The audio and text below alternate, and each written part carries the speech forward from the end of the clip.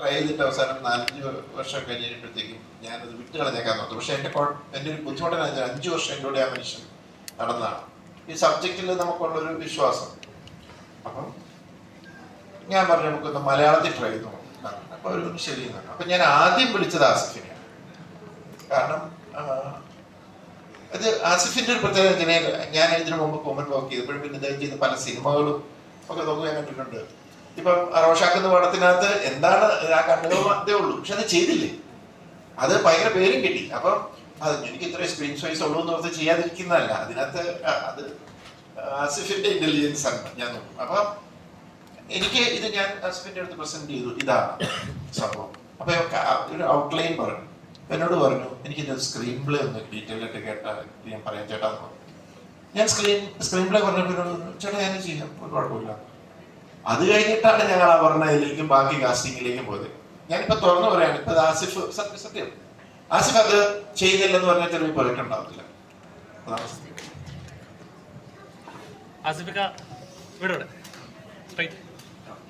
ആസിഫിക്ക ഇപ്പറഞ്ഞ ജിത്തു സാറുമായിട്ട് ഇപ്പൊ 3ാമത്തെ ചിത്രമാണ് വരുന്നത്. അപ്പൊ നമ്മുടെ എതിരെ നിൽക്കുന്ന ഒരാള് അപ്പോൾ നമ്മൾ കണ്ടിന്യൂസ് ഒരാളായിട്ട് വർക്ക് ചെയ്യുമ്പോൾ നമ്മുടെ എതിരെ നിൽക്കുന്ന ആൾ എന്ത് ചിന്തിക്കും എന്ന് ഓട്ടോമാറ്റിക്കലി പ്രെഡിക്റ്റ് ചെയ്യാൻ വരുന്ന ഒരു സെൻസ് ഉണ്ടാവുമല്ലോ നമുക്ക്. അയാൾ എന്തായിരിക്കും ചിന്തിക്കുന്നത്, അയാൾ എന്തായിരിക്കും പറയാൻ വരുന്നത്, അയാൾക്ക് എന്താണ് വേണ്ടത് എന്നൊരു സെൻസ് ഉണ്ടാവുമല്ലോ.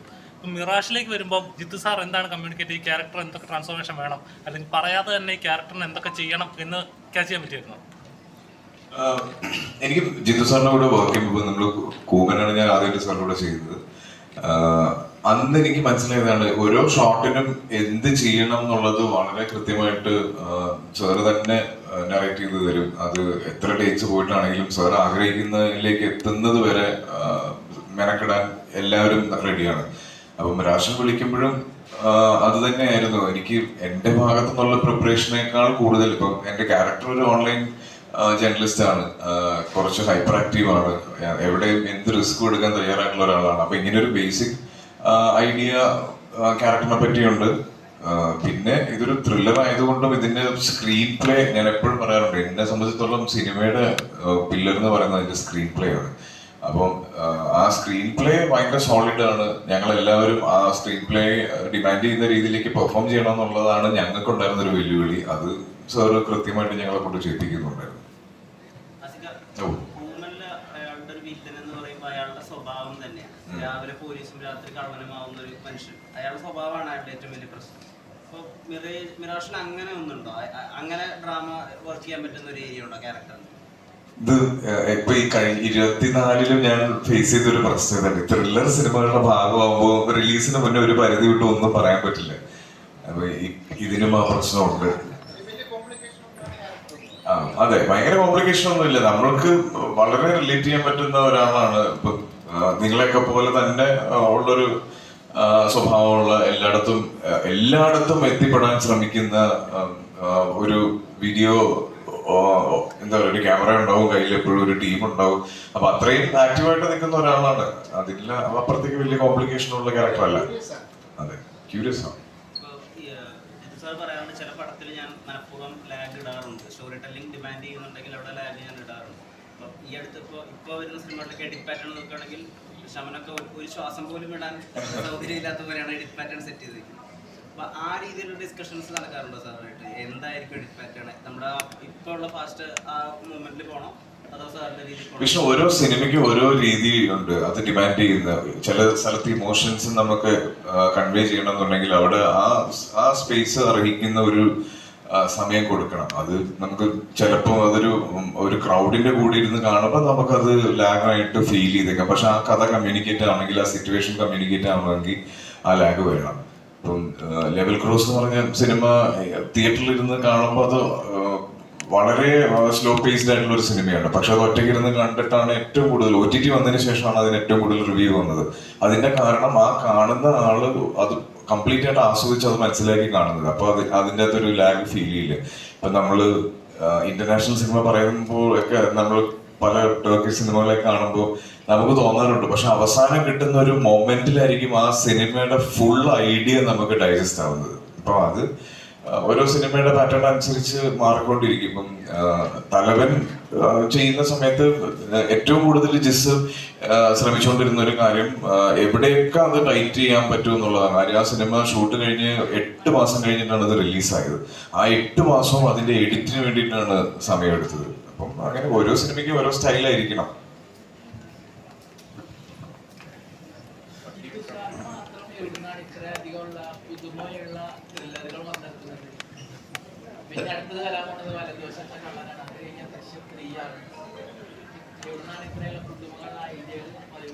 അല്ല, എന്റെ സുഹൃത്തുക്കളുടെ പുതുമകളുണ്ടെന്ന് അറിയുന്നതിൽ വളരെ സന്തോഷം. ഞാനാണ് ചെയ്ത് മടുത്ത് വേറെ വല്ല ജോണറിലേക്ക് മാറണം എന്ന് ആഗ്രഹിച്ച് നടക്കുക. കാരണം എന്റെ പേടി അത് തന്നെ. നമ്മളിത് കുറച്ച് ചെയ്ത് കഴിയുമ്പോൾ എനിക്ക് തന്നെ ഞാൻ ചില ഷോട്ടൊക്കെ എടുക്കുമ്പോൾ അല്ലെങ്കിൽ ഇതൊക്കെ തന്നെയല്ലേ ഞാൻ മറ്റേതിലൊക്കെ ചെയ്തത് എന്നൊക്കെ തോന്നും.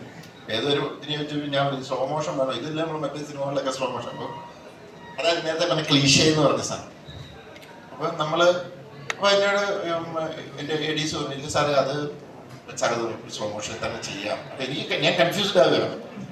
അപ്പോൾ ഇപ്പം നമ്മൾ പണ്ട് ഞാൻ നസീറിൻ്റെ അദ്ദേഹത്തിൻ്റെ സിനിമ, നസീർ സാറിൻ്റെയൊക്കെ സിനിമകളിലൊക്കെ കണ്ടിട്ടുണ്ട്.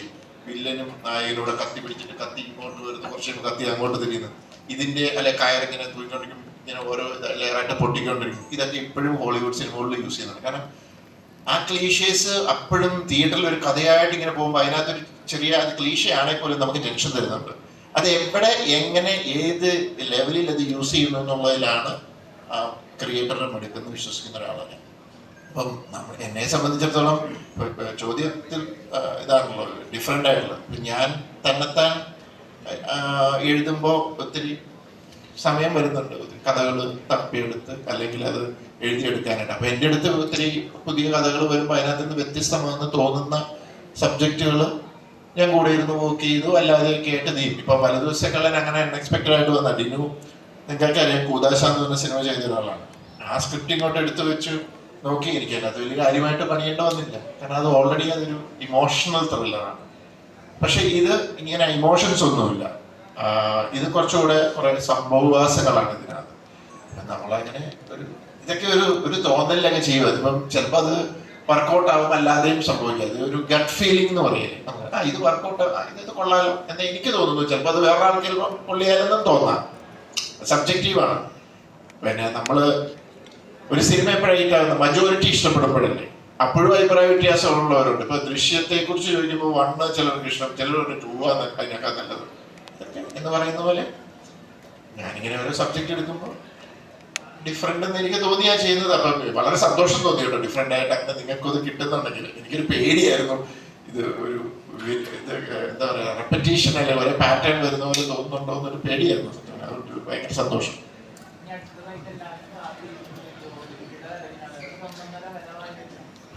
ഒരു അരവരവെന്നൊക്കെ വിളിച്ച പോലെ ഇതിന്റെ പ്രശ്നം തന്നെയോ അത് എക്സ്പെക്ടേഷൻ ആണ്. ഇത് ഇപ്പം 1 ദൃശ്യത്തെ കുറിച്ച് പറയുകയാണെങ്കിൽ 1ന്റെ ഒരു സ്ക്രിപ്റ്റിംഗ് പാറ്റേൺ ഉണ്ടായിരുന്നു. 2 എഴുതിയപ്പം ആ കഥ ഡെവലപ്പ് ചെയ്ത് വന്നപ്പോൾ അതിൻ്റെ ഒരു സ്ക്രിപ്റ്റിംഗ് പാറ്റേൺ, പ്രത്യേകിച്ച് ആ റൈറ്റർ വന്നിരുന്ന് കഥ പറയുമ്പോൾ അങ്ങനെ ഒരു കട്ടിങ് ഒക്കെ അത് വന്നപ്പോൾ അതങ്ങനെ സംഭവിച്ചതാണ്. അല്ലാതെ ഞാനൊരു വ്യത്യസ്തമായി സ്ക്രിപ്റ്റ് ചെയ്തേക്കാൻ നിർത്തുന്നു ചെയ്തതല്ല. ഇപ്പൊ 3rd വരുമ്പോ ഇപ്പൊ ഞാൻ ചിലര് അനൗൺസ് ചെയ്ത് കഴിഞ്ഞപ്പോ ഇതിന്റെ അടിയിൽ എഴുതിയേക്കുന്നുണ്ട് 2ന്റേക്കാൾ മുകളിലുള്ള സ്ക്രിപ്റ്റിംഗ് ആയിരിക്കണം എന്നൊക്കെ പറഞ്ഞു. എനിക്ക് അങ്ങനെയൊന്നും ചെയ്യാൻ അറിയാൻ പറ്റില്ല. 3rd ഞാൻ കഥയെ അപ്രോച്ച് ചെയ്യുന്ന ഒരു രീതിയുണ്ട്. അവിടുത്തെ സംഭവവാസങ്ങൾ എന്താണ്, ആ സംഭവവാസങ്ങൾ എങ്ങനെ ഓഡിയൻസിലേക്ക് പ്രസന്റ് ചെയ്യണം, അതിനു വേണ്ടി സ്ക്രിപ്റ്റ് ചെയ്യും. അതുകൊണ്ട് 2ന്റെ സ്ക്രിപ്റ്റിംഗ് പാറ്റേണേ അല്ല 3rd, ടോട്ടലി ഡിഫറെന്റ് ആണ്. മേ ബി കുറച്ചുകൂടി 1ന്റെ ഒരു പാറ്റേണിലേക്കാണ് അത് പോകുന്നത് എന്ന് എനിക്ക് തോന്നുന്നു. അപ്പൊ അങ്ങനെ ഒരു ഭയങ്കരമായ സ്ക്രിപ്റ്റിംഗ് പാറ്റേൺ ഒക്കെ എക്സ്പെക്ട് ചെയ്ത് വരുന്നവർക്ക് എനിക്കറിയില്ല. അതുകൊണ്ട് അതധികം പ്രതീക്ഷിക്കാതെ വരിക. ജോർജ് കുട്ടിയുടെ കുടുംബത്തിൽ ഇനി എന്തെങ്കിലും പ്രശ്നങ്ങളുണ്ടോ, അവിടെ ഇപ്പോൾ എന്താണ് സംഭവിക്കുന്നത്, 4.5 വർഷങ്ങൾക്ക് ശേഷം അവിടെ എന്ത് സംഭവിക്കുന്നു എന്ന് അറിയാനുള്ള ഒരു ആകാംക്ഷയിൽ വരിക. അതിനപ്പുറത്തേക്ക് വലിയ പ്രതീക്ഷകൾ വരാതിരിക്കുന്നതായിരിക്കും നല്ലത്. ഈ ദൃശ്യത്തിന്റെ റിലീസുമായി ബന്ധപ്പെട്ടിട്ട് മലയാളം മാത്രമല്ല തെലുങ്കും ഹിന്ദി ഒക്കെ അതുമായിട്ട് ബന്ധപ്പെട്ട് എടുക്കുക. അപ്പൊ പല തിയറീസ് ഒക്കെ അന്ന് സോഷ്യൽ മീഡിയയിൽ വന്നിരുന്നു. ഹിന്ദിയാണ് ആദ്യം റിലീസ് ചെയ്യുക, അത് കഴിഞ്ഞിട്ടായിരിക്കും മലയാളം. ഇതിൻ്റെ ഇടയിൽ തെലുങ്ക് ജിത്തു ജോസഫ് സൈമൾട്ടേനിയസ്ലി ഷൂട്ട് ചെയ്യും. അങ്ങനെ പല പല തിയറീസ് ഉണ്ട്. അത് ശരിക്കും എന്താ മലയാളം തന്നെയാണോ ആദ്യം ഇറങ്ങിയത്? ഇതിന്റെ തിയറീസിനെ കുറിച്ച് നിങ്ങൾ ആരെങ്കിലും ഈയിടെ ശ്രദ്ധിച്ചായിരുന്നോ? ഈ ഒരു 2 ആഴ്ച മുമ്പ് ഞാനും മമ്മൂക്കയും കൂടെ ഒരു പടം വരുന്നു, അതിന്റെ സ്ക്രിപ്റ്റ് ഡിസ്കഷൻ കഴിഞ്ഞ് ലോക്ക് ചെയ്തു എന്നൊക്കെ പറഞ്ഞു. ഞാനങ്ങനെ ഒരു സംഭവം അറിഞ്ഞില്ല, അങ്ങനെ ഒരു സംഭവം ഉണ്ടായില്ല എന്ന് പറഞ്ഞ പോലെയാണ്. അത് ഓൺലൈൻ ന്യൂസിൽ വന്നൊരിതാണ്. അവര് ഞങ്ങളെ കോണ്ടാക്ട് ചെയ്തു, എന്താണ് തേർഡിന്റെ വല്ല നീക്കങ്ങളുണ്ടോ, അപ്പൊ പറഞ്ഞു ഇങ്ങനെ നോക്കുവാണ് ഇതാണ് എന്ന് പറഞ്ഞു. അപ്പൊ അവര് പറഞ്ഞു അവർക്കും ഇങ്ങനെ ഒത്തിരി പേര് ഇത് അയക്കുന്നുണ്ട്, പുറത്തുനിന്ന് വല്ലതും നോക്കുന്നുണ്ടോ. ഞാൻ പറഞ്ഞില്ല, പുറത്തുനിന്ന് നോക്കുന്നില്ല, എനിക്കും ഞാൻ പറഞ്ഞു എനിക്കും അയക്കുന്നുണ്ട്. അങ്ങനെ ഇരിക്കുന്ന സമയത്ത് ആ ഒരു ക്രാക്ക് ചെയ്യാൻ പറ്റുന്ന അങ്ങനെ ഒരു ഐഡിയ കിട്ടി. ഞാനത് ഡെവലപ്പ് ചെയ്തപ്പോൾ അവരുമായിട്ട് ഷെയർ ചെയ്തു. അപ്പൊ അവരൊരു താല്പര്യം പറഞ്ഞു, ഒന്നിച്ചൊന്ന് റിലീസ് ചെയ്താൽ കൊള്ളാമെന്നുണ്ട്. കാരണം അവരുടെ ഇതിന്റെ ഇപ്പോഴത്തെ പ്രത്യേകിച്ച് മലയാള സിനിമ ഇറങ്ങിയാല് പാൻ ഇന്ത്യൻ ആയിട്ട് ആൾക്കാർ ഇന്ന് കാണും. അതിപ്പോ ജസ്റ്റ് സബ് ടൈറ്റിലാണെങ്കിലും ആൾക്കാർ കാണും. അപ്പം ഇവരുടെ റവന്യൂ ബാധിക്കുന്നു, അങ്ങനെയാണ് ഇങ്ങനെയാണെന്നൊക്കെ പറഞ്ഞു ഒരു ഡിസ്കഷൻ നടന്നു. അതിന്റെ ഡിസ്കഷൻ ഇപ്പോഴും നടക്കുന്നുണ്ട്. ഇപ്പോൾ ഞാൻ ആ സ്ക്രിപ്റ്റ് എഴുതി, അത് അവരിവിടെ വന്നു, അത് ഇംഗ്ലീഷ് വേർഷൻ വായിച്ചു, ചില ഡിസ്കഷൻസ് ഉണ്ടായി. ഓഫ് കോഴ്സ് അവർക്ക് കൾച്ചറലി നമ്മളിപ്പോ കാരണം ബേസിക്കലി നമ്മൾ അതിനകത്ത് ഒരു പ്രത്യേകിച്ചും ത്രില്ലർ പോലത്തെ ഒരു ജോണറില് കേൾക്കുന്നുണ്ടോ? ത്രില്ലർ പോലത്തെ ഒരു ജോണറിന്റെ പ്രൊഡക്ഷനാണ്. നിങ്ങൾ എക്സൈറ്റ് ചെയ്യുക, ത്രില്ലർ പിടിക്കുക, അങ്ങനത്തെ ഒരു സിറ്റുവേഷൻസിലൂടെയൊക്കെ കൊണ്ടുപോകണം.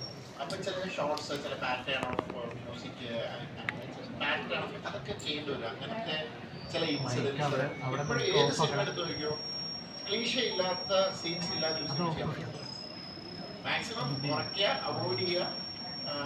പിന്നെ അത് വേറെ അതിനെ അങ്ങനെ എന്താ പറയുക, ഇവിടെ കുറച്ച് നമ്മൾ ക്ലീഷ സീക്വൻസ് ചെയ്തിട്ടുണ്ടെങ്കിൽ ഇപ്പുറത്ത് വേറെ എന്തെങ്കിലും വെച്ചിട്ട് അതിനെ ലിഫ്റ്റ് ചെയ്ത് കൊണ്ടുപോവുക എന്നുള്ളതേ ഉള്ളൂ. അപ്പം എല്ലാ ത്രില്ലറിലും ഉണ്ടാകുന്ന ചില സംഭവങ്ങൾ നാഷണൽ നിങ്ങൾക്ക് പ്രതീക്ഷിക്കും. പക്ഷേ ചിലപ്പോൾ മറ്റുള്ള സിനിമകൾ കാണാത്ത ചിലത് അതും ഉണ്ടാകാം. അതായത് ക്ലീഷ തീരെ ഒഴിവാക്കി സിനിമ ചെയ്യാൻ പറ്റുന്നത്.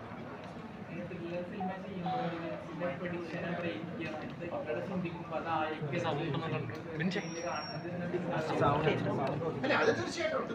അത് നമ്മളിപ്പോ ഒരു ബേസിക്കലി ഇതേ പറ്റും. നിങ്ങളൊരു സിനിമ കാണാനായിട്ട് പോയിരിക്കുമ്പോൾ നിങ്ങൾ പ്രഡിക്റ്റ് ചെയ്യാത്തൊരു സാധനം വരുമ്പോൾ ഓക്കെ അതിനൊക്കെ ഭയങ്കര ഇമ്പാക്റ്റ് ഉണ്ടാവും. പക്ഷെ നിങ്ങൾക്ക് അതിന് മുമ്പ് തന്നെ നമ്മൾ ആ ഫിലിമിൽ റിവീൽ ചെയ്യുന്നതിന് മുമ്പ് നിങ്ങൾക്ക് കാര്യം മനസ്സിലാക്കി നിങ്ങൾക്ക് ഇമ്പാക്റ്റ് ചെയ്യും. അപ്പൊ അതിനുള്ള ഗിമിക്സുകളൊക്കെ എപ്പോഴും നമ്മൾ ട്രൈ ചെയ്യും. അത് എപ്പോഴും വർക്കൗട്ട് ആവണമെന്നില്ല, ചില സമയത്ത് വർക്കൗട്ട് ആവും. ചില സിനിമകളെന്ന് പറഞ്ഞു പണ്ട് ദൃശ്യത്തിനകത്ത് അങ്ങനെയാണ് മറ്റേ ഷട്ടറിന്റെ ഷോട്ട് ഞാൻ വെച്ചത്, കാരണം പോലീസ് സ്റ്റേഷനിൽ നിന്ന് കൊണ്ടുവരാൻ. പക്ഷെ ചില സിനിമകളിൽ ചിലത് പിടിച്ചിട്ടുണ്ട് ആൾക്കാർ. കാരണം പ്രത്യേകിച്ച് മലയാളി ഓഡിയൻസ് ഒരു രക്ഷയില്ല, ഒരു ഭയങ്കര ഷാർപ്പാണ്. എന്നാൽ ഇങ്ങനത്തെ സിനിമ കാണുമ്പോൾ അവരിങ്ങനെ ഫ്രെയിം അരിച്ച് ഉറക്കി നോക്കി ആണ് അതിൻ്റെ ഒരു ഇത് പോകുന്നത്. ഭയങ്കര ടഫാണ്. ഞങ്ങൾ മാക്സിമം ട്രൈ ചെയ്തിട്ടുണ്ട്. എനിക്ക് തോന്നുന്നു ഇതിനകത്തും നിങ്ങളെ സർപ്രൈസ് ചെയ്യുന്ന എലമെന്റ്സ് ഉണ്ടാവാം.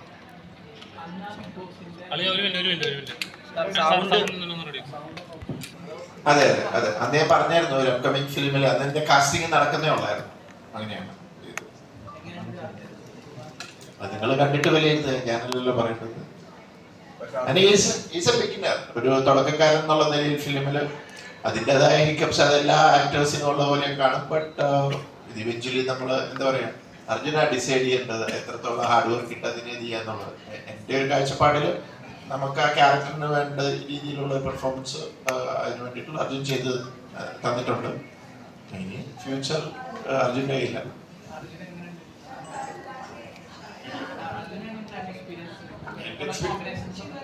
എൻ്റെ എക്സ്പീരിയൻസ് പറഞ്ഞാൽ ലാൽ സാർ അവിടെ പറഞ്ഞിട്ടുണ്ടെങ്കിൽ എക്സ്പെക്ട് ചെയ്യുന്നുണ്ടായിരുന്നില്ല.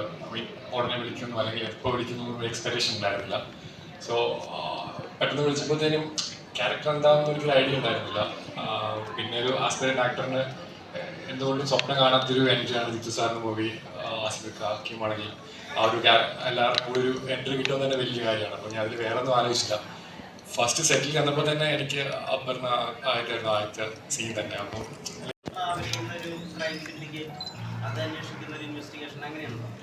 നീ ഇതിൻ്റെ ഇടയ്ക്ക് അത് സൂം ചെയ്ത് കണ്ടുപിടിച്ചോ? അല്ല, അത് ഞാനെങ്ങനെയാ പറയാ, നിങ്ങളത് തിയേറ്ററിൽ വന്ന് അറിയേണ്ട കാര്യങ്ങളല്ലേ. അത് അങ്ങനെ ഇന്ത്യ മൊത്തം ട്രാവൽ ചെയ്യുന്നൊന്നുമില്ല.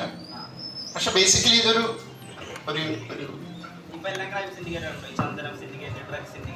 അല്ല, ഇത് സിൻഡിക്കേറ്റ് ടിക്കറ്റ് ഉണ്ടോ എന്ന് ചോദിച്ചാൽ എനിക്ക് അറിയാൻ മേല. ഉണ്ടാവാം, ഉണ്ടാവാതിരിക്കാം.